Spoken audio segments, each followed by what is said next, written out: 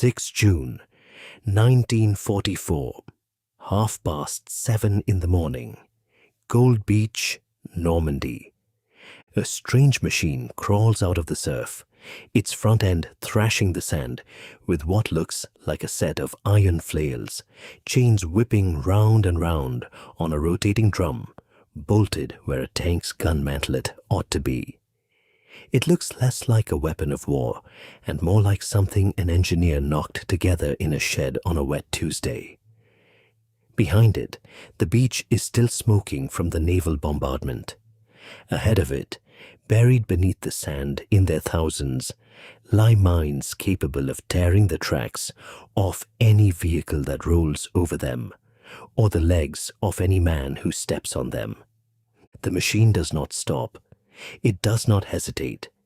Its chains beat the ground in a rhythm that sounds, to the men watching from the landing craft behind, uncannily like a farmer threshing wheat. Except this farmer is clearing a 15-foot wide path through a minefield, one detonation at a time, while under machine gun fire from a defended strongpoint less than 400 meters away. This is the Sherman crab, and it is, by any conventional standard, an ugly piece of engineering. It has none of the sleek menace of a German Tiger or the brutal simplicity of a Soviet T-34. It looks improvised, almost comic, a tank wearing a rotating cattle grid on its nose. And yet, this ungainly contraption, along with its cousins in a family of vehicles nicknamed Hobart's Funnies, would do something that conventional tanks, however well armored or heavily gunned, simply could not do. It would open the door. Because here is the truth that the planners of Operation Overlord understood by the 5th of June 1944. Even if the public did not, you could bring the largest invasion fleet in human history across the channel. You could land more than 150,000 men on a single day, and you could still lose the entire enterprise on the first 400 meters of sand.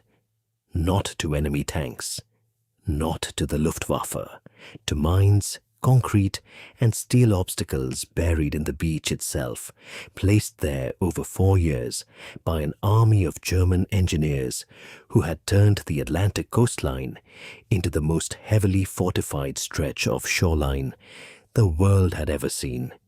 Somebody had to solve that problem before a single rifleman could even begin his war. And the answer, when it came, was not glamorous. It was not a secret weapon in the sense that Hollywood would later imagine.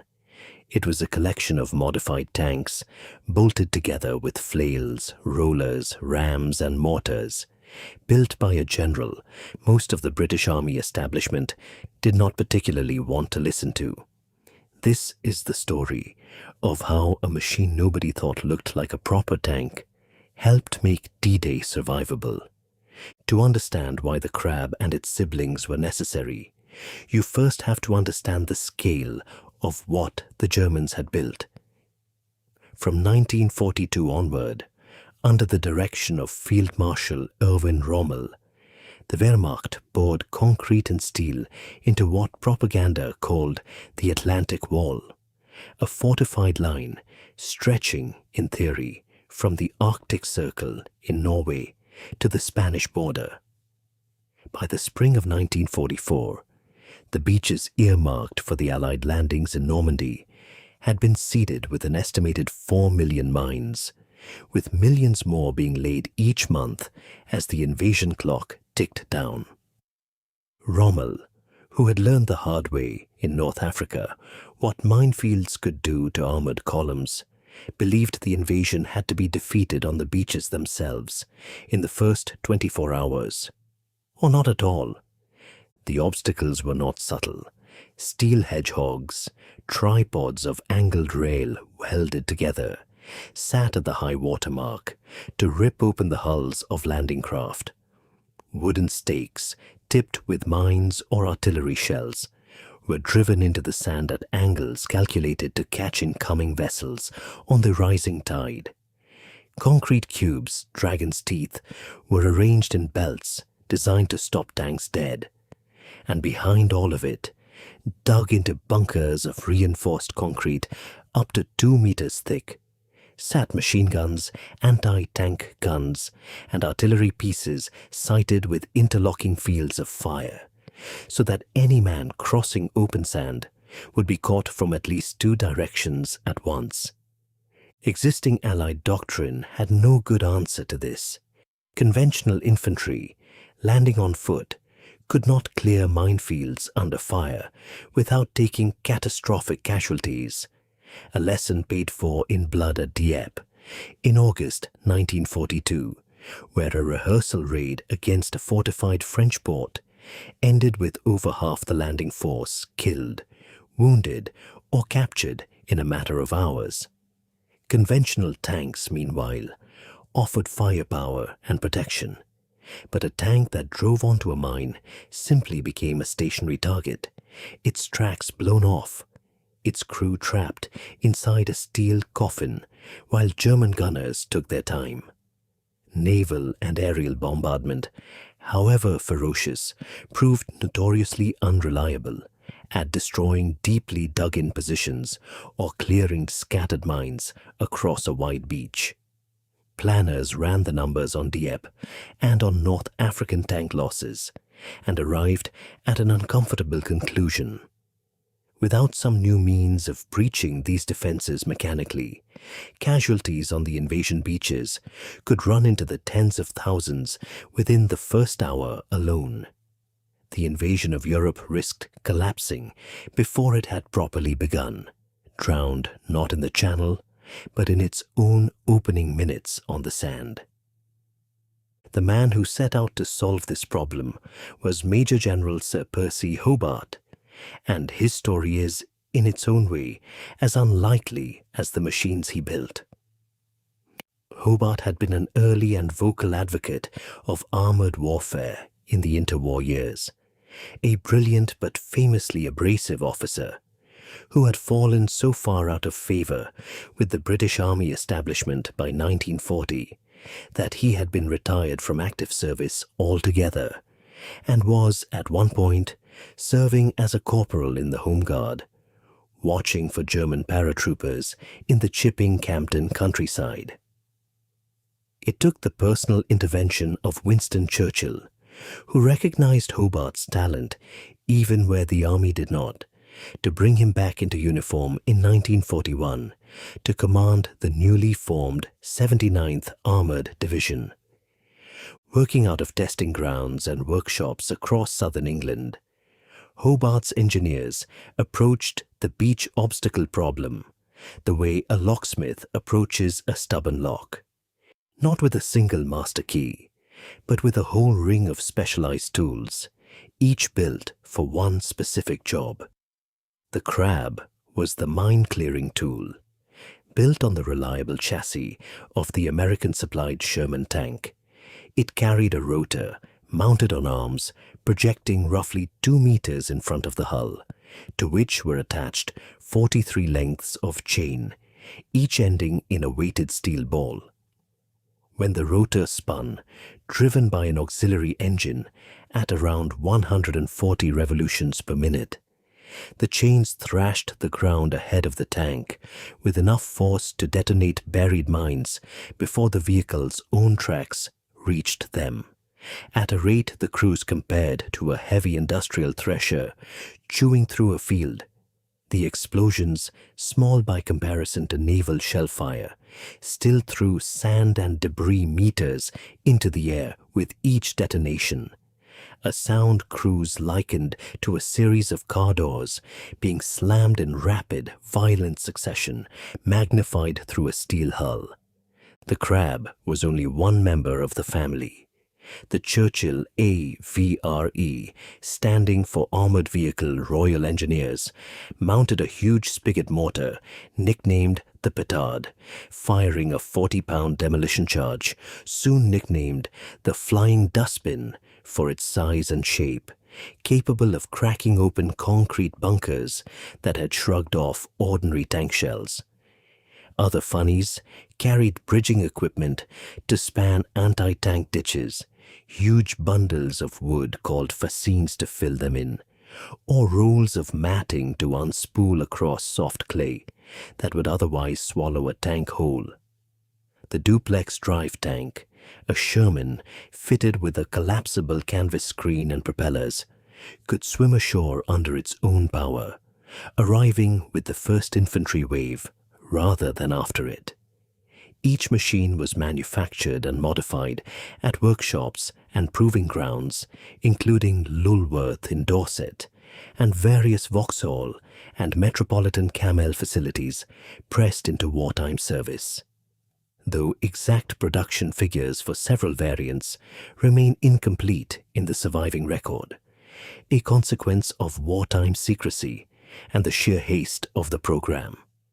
What is documented is that by June 1944, the 79th Armored Division fielded several hundred specialized vehicles across its various types, an arsenal built in barely 2 years from a standing start. If you are finding this interesting, a quick subscribe helps more than you know.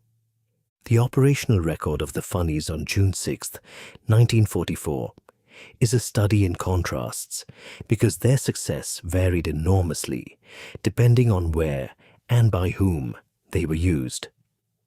On Gold, Juno and Sword beaches in the British and Canadian sectors, Hobart's specialized armor landed alongside the first infantry waves as intended, and by most accounts significantly reduced casualties. At Gold Beach in particular, crabs flailed lanes through minefields that allowed follow-on infantry and armor to move inland with far greater speed than at beaches lacking such support, while AVRS used their petard mortars to silence bunkers that had pinned down infantry for the best part of an hour. German defenders facing the Funnies for the first time frequently mistook the flailing tanks for some new and inexplicable form of attack. Captured accounts and post-war interviews describe confusion and even a degree of superstitious alarm among defenders unfamiliar with the machines, though comprehensive German assessments of the psychological impact remain sparse, filtered mostly through Allied intelligence summaries and prisoner interrogations, rather than surviving German unit diaries. The starkest comparison, however, lies with Omaha Beach in the American sector. General Omar Bradley, commanding the American First Army, was offered the use of Hobart's Funnies ahead of the invasion and largely declined them, opting instead for a more conventional force reliant on naval bombardment, aerial bombing, and standard armor, alongside a smaller number of duplex-drive swimming tanks. The results were catastrophic.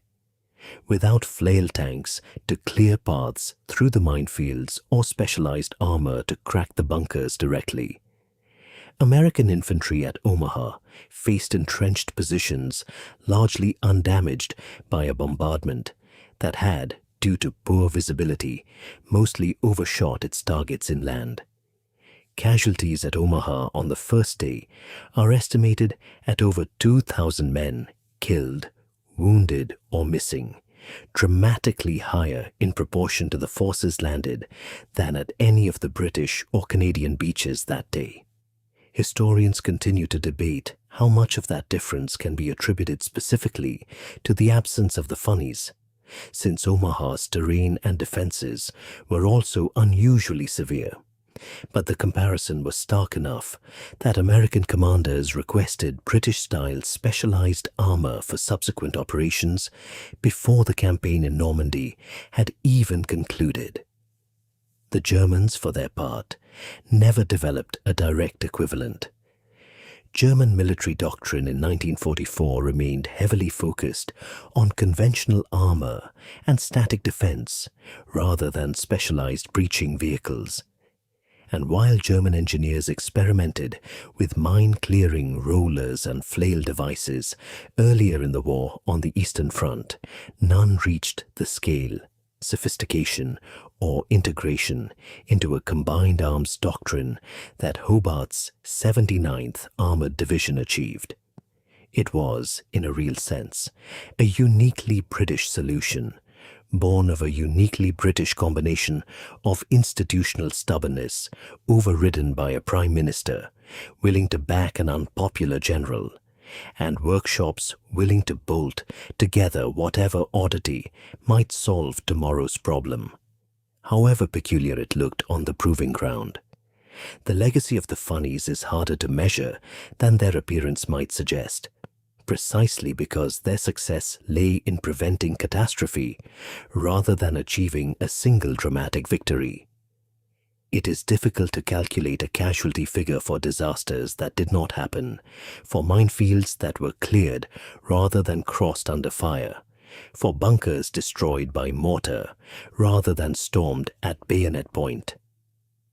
What can be said with confidence is that the beaches where Hobart's specialized armor operated as planned saw significantly lower first-day casualty rates than the one major beach where it did not, a pattern that was not lost on military planners in the years that followed. The principle behind the Funnies, that armored warfare requires specialized engineering vehicles alongside conventional gun tanks, became a permanent fixture of post-war military doctrine and direct descendants of the AVRE concept remain in service with the British Army today in the form of combat engineering vehicles built for exactly the same purpose, getting other soldiers safely through obstacles that would otherwise kill them. Surviving examples of the Sherman crab and Churchill, AVRE, can still be seen today at the Tank Museum in Bovington, Dorset, their chains and mortars silent now, but recognizably, unmistakably, the strange machines that helped crack open the Atlantic Wall. Return for a moment to that stretch of sand on Gold Beach, 7:30 in the morning, chains thrashing the ground in a rhythm like a farmer threshing wheat. It is not a heroic image in the traditional sense. There is no cavalry charge here, no single dramatic breakthrough captured in a single unforgettable photograph. There is only a strange, ugly machine doing a slow and dangerous job, one detonation at a time, so that the men coming up behind it might live to take another step. That, in the end, is the entire story of Hobart's Funnies. Not glamour, but function. Not elegance, but survival. Percy Hobart, once thrust out of the army and left to watch the skies over the Cotswolds for parachutes, built a collection of machines that nobody would call beautiful, and everybody, on the day it mattered, would call essential. The Germans built a wall 4 years in the making, thick with concrete and seeded with millions of mines, designed to make an invasion of Europe unthinkable. The Funnies did not defeat that wall through brute force or bombardment. They simply found the gaps, chewed through them, mine by mine, bunker by bunker, and held them open long enough for an army to walk through. Ugly is a word for machines that do not need to impress anyone. They only need to work. On the 6th of June 1944, on beaches where death waited in the sand itself, that was the only kind of beautiful that mattered.